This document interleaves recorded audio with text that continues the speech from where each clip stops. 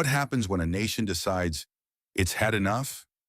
Enough of watching its wealth flow outward, enough of being rich on paper, but poor in reality. In 1951, Iran made a decision that shocked the world. It didn't declare war. It didn't fire a single shot. It did something far more dangerous. It took back control of its oil. And in that moment, Iran didn't just challenge a company, it challenged an empire. To understand why this moment mattered, you have to understand the tension building beneath the surface. For decades, Iran's oil had been controlled by the Anglo-Persian Oil Company, later renamed Anglo-Iranian Oil Company, but the reality remained the same: foreign control. While the company generated massive profits, Iran received only a fraction. Entire cities in Britain were powered by Iranian oil, while many Iranians lived without basic infrastructure. This wasn't just economic imbalance, it was humiliation. And by the late 1940s, that humiliation had turned into anger. Out of this frustration emerged a man who would change everything: mosaddegh.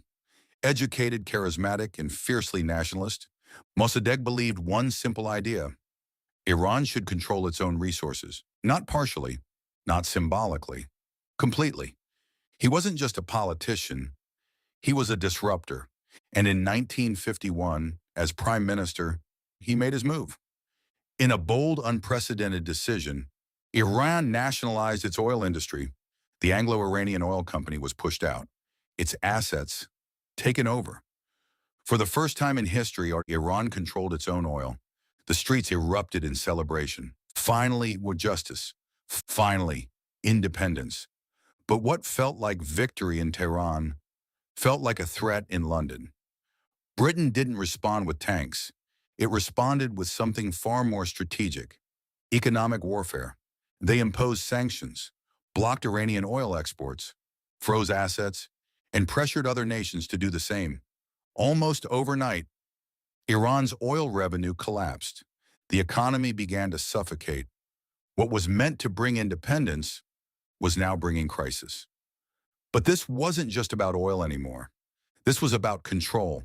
Behind closed doors, global powers were watching closely. If Iran succeeded, other nations might follow, and that would threaten the entire system of global resource control.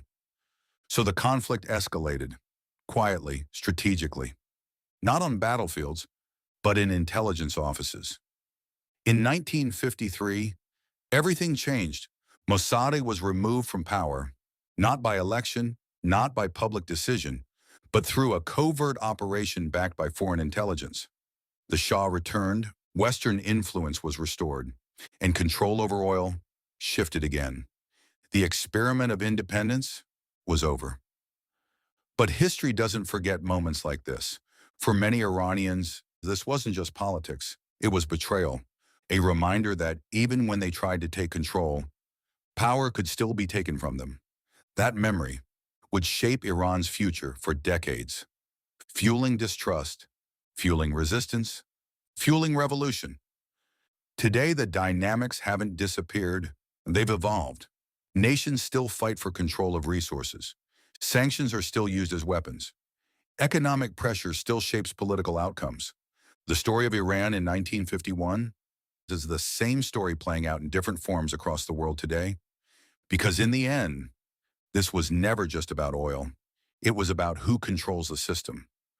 From this moment in history, three powerful lessons emerge. Control of resources is power, but it comes with risk. Economic warfare can be more powerful than military force. Short-term victories can trigger long-term consequences. Iran didn't just take back its oil, it exposed how the global system really works. But this wasn't the end of the story. It was just the beginning of something much bigger, because the tension created here would explode decades later in a revolution that would shake the world. If you want to understand how money, power, and politics collide, subscribe to Finance Club, because rule number one is to always talk about money.